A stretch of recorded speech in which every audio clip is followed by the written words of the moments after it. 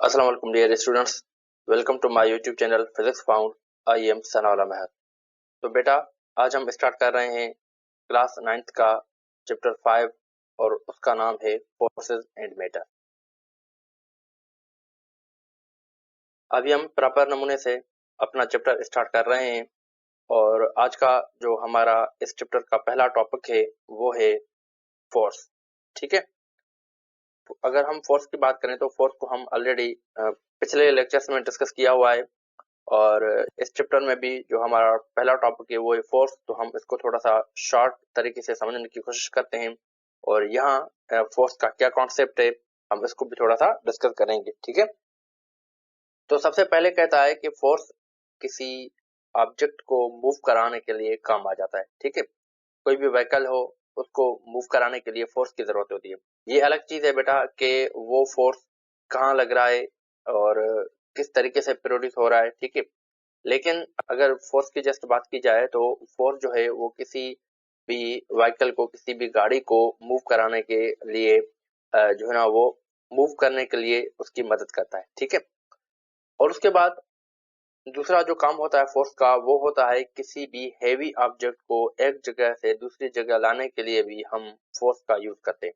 ठीक है, जैसे कि आप इस फिगर में देख रहे हैं, इस हैवी बॉक्स को ये बंदा मूव करवाने की कोशिश कर रहा है। ठीक है, तो मतलब ये उस पर फोर्स अप्लाई कर रहा है। ठीक है, तो अब उसके बाद एक और एग्जांपल की तरफ चलते हैं बेटा। तो अक्सर हमारे घरों में हमारी सिस्टर्स या मदर जो होती है वो जब रोटी पकाती है तो रोटी पकाने के लिए क्या करती है कि वो गंदम के आटे के जो है ना वो पेड़े बनाती है। ठीक है, अब जब पेड़े बनाती है तो पेड़े बनाने के बाद उसको जब रोटी की शक्ल देती है तो उस पर भी फोर्स लगाती है और पेड़ा जो होता है वो बिल्कुल फ्लैट और सर्किल शेप में आ जाता है। ठीक है, पहले उसका शेप जो है ना वो बाल की तरह होता है और उसके बाद जब उसको रोटी की शेप दी जाती है तो उसका जो शेप होता है वो बिल्कुल एक प्लेट की तरह हो जाता है। ठीक है, तो अगर यहाँ देखा जाए तो यहाँ भी हम क्या कर रहे हैं कि यहाँ भी हम फोर्स लगा रहे हैं। ठीक है, फोर्स लगने के बाद उस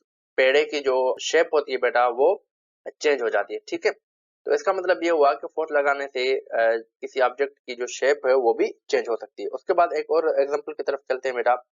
जैसा कि हम स्कूल में अक्सर हमने ये जो है ना वो प्रैक्टिकल भी किया हुआ है कि क्या होता है कि हमारे पास जब कोई स्टील की या किसी प्लास्टिक की हमारे पास फुट स्केल होती थी तो हम इसको थोड़ा सा दोनों हाथों से टेढ़ा करने की कोशिश कर रहे होते थे और कभी कभार ऐसा होता था कि फोर्स ज्यादा लगने की वजह से वो टूट भी जाती थी। ठीक है, अगर हम इस स्केल की बात करें बेटा तो पहले उसका जो शेप होता है वो बिल्कुल सीधा होता है, स्ट्रेट होता है। ठीक है, जब हम उसके दोनों ही साइड से फोर्स लगाते हैं तो वो थोड़ी सी कर्व हो जाती है, वो अपनी जो शेप है वो चेंज कर जाती है। ठीक है, और ये शेप क्यों चेंज करती है? क्योंकि इस पर फोर्स अप्लाई हो रहा होता है। ठीक है, अब उसके बाद एक और एग्जांपल की तरफ चलते हैं। तो मिसाल के तौर पर हमारे पास एक ये स्प्रिंग पड़ा हुआ है जो कि फिलहाल मतलब अपनी ओरिजिनल पोजीशन में है। अगर हम इसको कंप्रेस कर देंगे दोनों साइडों से, ऊपर और नीचे से, दोनों से हम फोर्स लगाएंगे तो क्या होगा कि वो कंप्रेस हो जाएगा। कंप्रेस होने के लिए क्या होगा कि उसकी जो लेंथ है वो डिक्रीज हो जाएगी। ठीक है, अगर हम इसको छोड़ देंगे तो वो अपनी ओरिजिनल पोजीशन पे आ जाएगा, अपनी ओरिजिनल साइज पे आ जाएगा।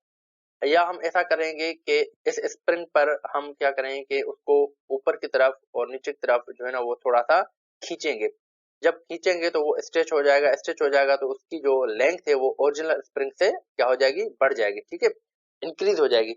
तो इससे भी क्या होगा कि इसकी जो लेंथ है वो उसमें चेंज आ जाएगी। ठीक है, यहाँ यहाँ इसकी लेंथ डिक्रीज हो रही है और यहाँ इसकी लेंथ इंक्रीज हो रही है। ठीक है, तो मतलब ये हुआ कि फोर्स लगाने से हम किसी भी ऑब्जेक्ट की जो लेंथ है उसको इंक्रीज भी कर सकते हैं और डिक्रीज भी कर सकते हैं। ठीक है, हमने इन एग्जांपल की मदद से ये चीजें समझी कि फोर्स जो होता है वो किसी ऑब्जेक्ट को मूव करने में मदद करता है या किसी हैवी लोड को एक जगह से दूसरी जगह लाने के लिए हमें मदद करता है, या किसी ऑब्जेक्ट के शेप को चेंज करने के लिए भी हमें जो है ना वो फोर्स की जरूरत पड़ जाती है। ठीक है, अगर हम इसकी डेफिनेशन की बात करें बेटा तो डेफिनेशन वही हमारी उसमें कहता है a push or pull that changes or tends to change the state of rest or uniform motion of an object or changes the direction or shape of an object.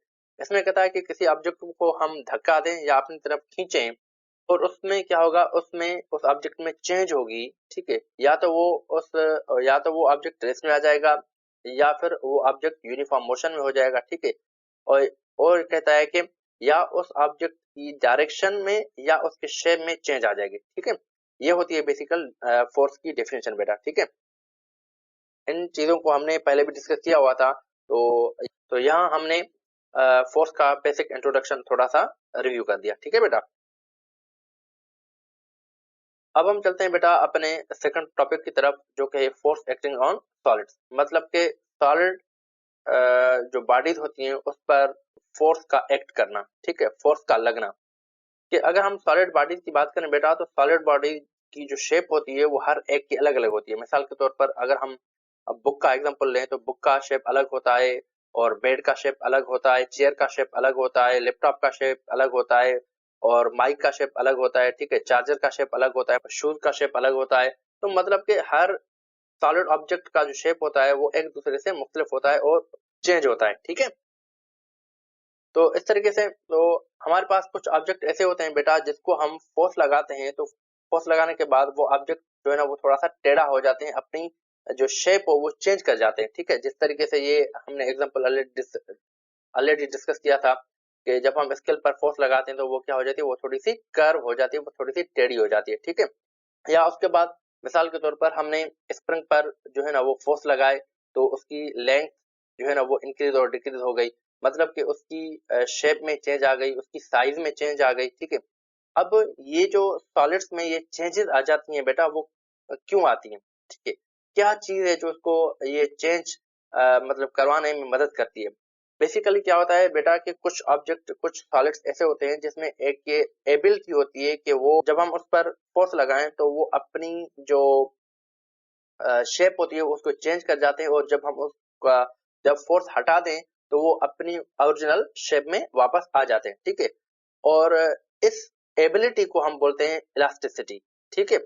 तो ये होती है बेसिकल उसकी प्रॉपर्टी होती है, उसकी उन ऑब्जेक्ट्स की एबिलिटी होती है कि जब हम उन पर फोर्स लगाएंगे तो वो अपना शेप चेंज कर देंगे, और जब हटा देंगे तो वो अपनी ओरिजिनल पोजीशन में वापस आ जाएंगे, ओरिजिनल शेप में वापस आ जाएंगे, ठीक है। तो अगर हम इस प्रॉपर्टी की डेफिनेशन को देख लें बेटा, इस स्टेट की डेफिनेशन को देख लें, तो उसमें कहता है the ability of an object or material to resume its normal shape after being stretched or compressed is called elasticity, ठीक है।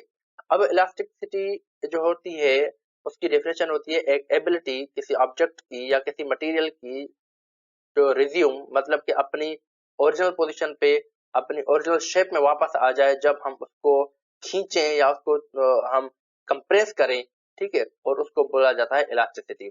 और इलास्टिसिटी को बेटा हम उर्दू में बोलते हैं लचक, ठीक है। किसी भी मटेरियल में जो लचक होती है उसको हम इंग्लिश में इलास्टिसिटी बोलते हैं, ठीक है। अब यहाँ देखा जाए तो यहाँ भी इस स्केल में ये लचक है, ठीक है, और इस स्प्रिंग में भी लचक है थोड़ी सी, ठीक है। तो अब उसके बाद एक और फैक्टर पे चलते हैं फोर्स के। तो मिसाल के तौर पर बेटा एक आदमी है और जिसका वेट 60 केजी है, और वो शू जो है ना पहन के एक फ्लैट सरफेस पे, जमीन के फ्लैट सरफेस पे चल रहा है, ठीक है। मतलब कि ऐसे ही थोड़ी सी मट्टी वगैरह है, मतलब कि वो फर्श या उसके बाद कोई रोड नहीं है, कि इस सिंपल जो है ना वो एक मतलब ग्राउंड है, ठीक है। अगर हम इसकी बात करें बेटा, तो अब क्या होगा कि ये जब आदमी चलेगा तो क्या इसकी जो ये हील है, ठीक है, इस शू की जो हील है, क्या वो उस ग्राउंड के अंदर धस जाएगी। और इसके साथ साथ अगर मिसाल के तौर पर एक लेडी है और उसका भी जो वेट है वो भी सेम टू सेम उस जो है ना वो उस आदमी के जैसा वेट है, ठीक है, मतलब कि 60 केजी। अगर 60 केजी उसका वेट है और वो भी उसके साथ जो है ना वो उसी ग्राउंड पर मूव कर रही है विथ देयर हील शू, ठीक है, हील सैंडल के साथ।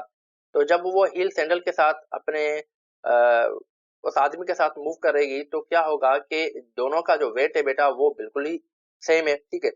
अब क्या होगा कि जब आप देखेंगे तो ऑब्जर्व करेंगे तो जो उस लेडी का जो जो सैंडल होगा उसकी जो हील होगी वो ज्यादा धस जाएगी उस ग्राउंड के अंदर एज कंपेयर टू उस बॉय के, उस मैन के, ठीक है। अब बेसिकली ये क्यों हो रहा है कि अगर देखा जाए तो दोनों ही आदमियों का, दोनों ही जो है ना ह्यूमन का जो वेट है वो इक्वल है, और उसके बाद ये जो आदमी है उसकी जो हील है वो इतनी नहीं धस रही, और इस लेडी की जो हील है वो ज्यादा धस रही है जमीन के अंदर, वो क्यों हो रहा है?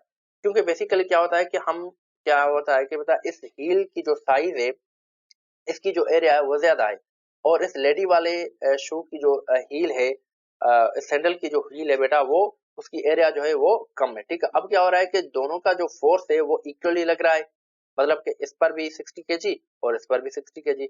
अब यहाँ इसकी एरिया ज्यादा होने की वजह से क्या हो रहा है कि उसका जो वेट है, उसका जो ऊपर लगने वाला फोर्स है, तो वो डिस्ट्रीब्यूट हो रहा है, और यहाँ इसकी एरिया कम है, तो यहाँ इतना डिस्ट्रीब्यूट नहीं हो रहा कि इस पर ज्यादा जो है ना वो प्रेशर पड़ रहा है। ठीक है, उस फोर्स की वजह से, और यहाँ इसका जो प्रेशर है वो कम पड़ रहा है। ठीक है, अब यहाँ से हमें एक चीज मालूम हो गई कि जब हम किसी एरिया पर फोर्स लगाते हैं तो हम उसको बोलते हैं प्रेशर।